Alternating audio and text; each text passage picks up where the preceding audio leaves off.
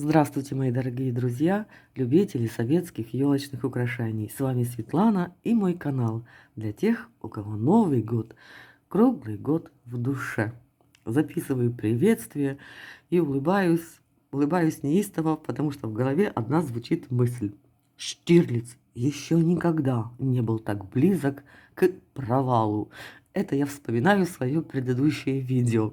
О чем я говорю, знает тот, кто его посмотрел. Да, там за малым я не подмочила свою репутацию на всю планету. Ну, как-то обошлось. А сегодня продолжим знакомство, как я сказала или не сказала, с советскими огромными великанами, елочными игрушками, так зваными кремлевскими. И сегодня будет вкусно и интересно. Начинаем. Перед нами, друзья, лимончик. Тоже огромная кремлевская игрушка.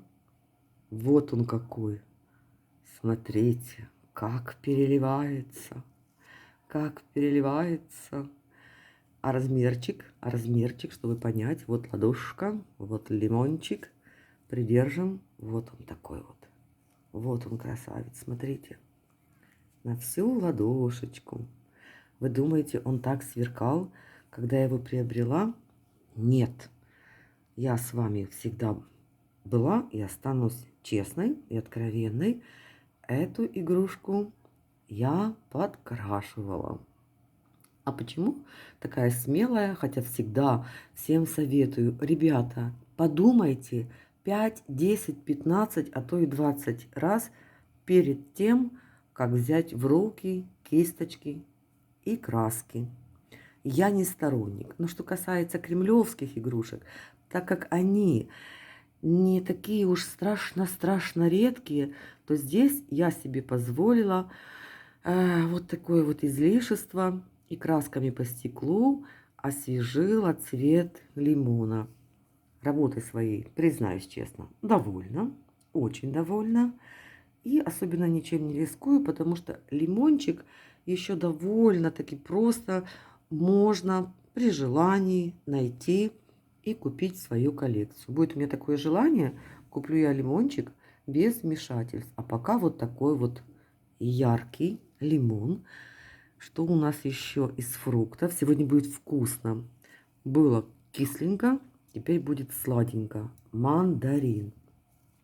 Что я заметила в этих кремлевских мандаринах, что вот они такие темные, такой темный у них окрас, вот не ярко-ярко-оранжевый, а вот такой вот темный. Не знаю, то ли это дело времени, то ли, я не знаю, краска только такая была. Был же дефицит на все. Но что мне нравится, смотрите, в зависимости от того, как падает свет, этот мандарин становится вот то таким блестящим, то вот таким вот матовым. Видите, это совершенно не какие-то там изъяны, проплешины или что-нибудь. Вот видите, такое темное, а потом вот так вот, сейчас, подождите, вот так вот поворачиваем. Это темное передвигается, становится ярким. Роскошная игрушка. Ой, у вас уже, наверное, в глазах замерцала, засветилась. Ну, вот такой вот мандарин. Дальше, что у меня из фруктов и овощей? Есть игрушка более редкая. Это виноград. Вот виноград встречается намного реже. Намного. Особенно такой виноград, у которого вот так прекрасно вот здесь на ягодках сохранился окрас. И здесь сразу же заметно, что Света, вот тут бы мне по рукам надавать. Зачем? Вот зачем я подкрасила этот листочек? Не знаю. Но молодо же было. Зелено. В начале только собирательства, только купила краску, вот иногда позволяла себе такие, друзья, излишества. Где-то у меня был, одну секундочку, я приготовила для вас, для сравнения. И вот такой виноградик, смотрите, какая крошечка. Игрушка тоже стеклянная, от елки-малютки. И вот размер. Размер этой игрушки в одну только ягодку винограда кремлевского гиганта. Одна и вторая игрушка стеклянные. Поняли? Виноград попадется, покупайте. А если вот в таком роскошном окрасе, и если даже там листочек чуть-чуть что-то с ним не так, не нужно было... Ой, так спрячу его, чтобы не смотреть и не расстраиваться своими художествами. Все равно, вы понимаете, он все равно на меня смотрит. Ну ладно. А теперь овощ, помидор. Ему повезло, конечно. Тот цвета красками и кистями не орудовала. И поэтому он вот в таком оригинальном сохране. Некоторые иногда ошибочно эту игрушку называют гранатом. Но, ребята, это помидор, безусловно и бесспорно. Вот гранат, да он по сути выглядит совершенно по-другому. И еще одна игрушка из тех игрушек вот таких вот съедобных, я бы сказала, это артишок.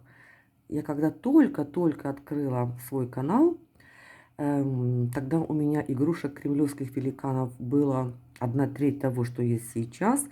Повторюсь, у меня сейчас их 32 штуки. Я показывала этот артишок и рассказывала, что я его в жизни первый раз увидела в 2003 году и попробовала в Соединенных Штатах Америки.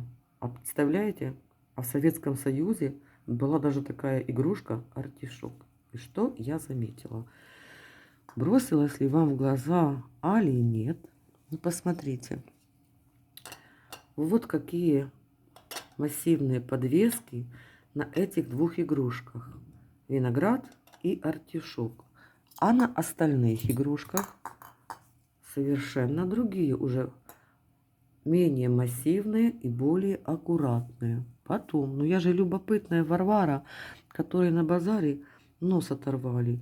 Я еще так смотрю, вот держу лимон, держу виноград. Виноград крупнее, заметно крупнее, но я чувствую, что он легче. Хотя, по идее, он же должен быть тяжелее. Опять держу этот большой виноград, держу помидор. Что-то не так. Думаю, со стеклом что-то не так. И не зря же думаю, ну вот почему здесь подвесы такие, ой, массивные, а там другие. И эурека, открытие. Посмотрите, сейчас я вам все покажу. Осторожно сниму тут подвеску. Вот такую вот массивную. И сниму, ну давайте с помидора сниму. Ой, господи, хоть бы не развалить помидор. Из помидора. Ладно, гулять так гулять. Снимаем тоже сорти шока, чтобы только шока не было. И с... Вот так держится. И... Ой-ой-ой, и с лимона.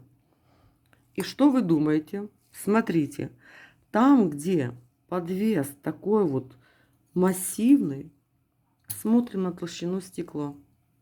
И тут, где подвес более аккуратный, вы заметили?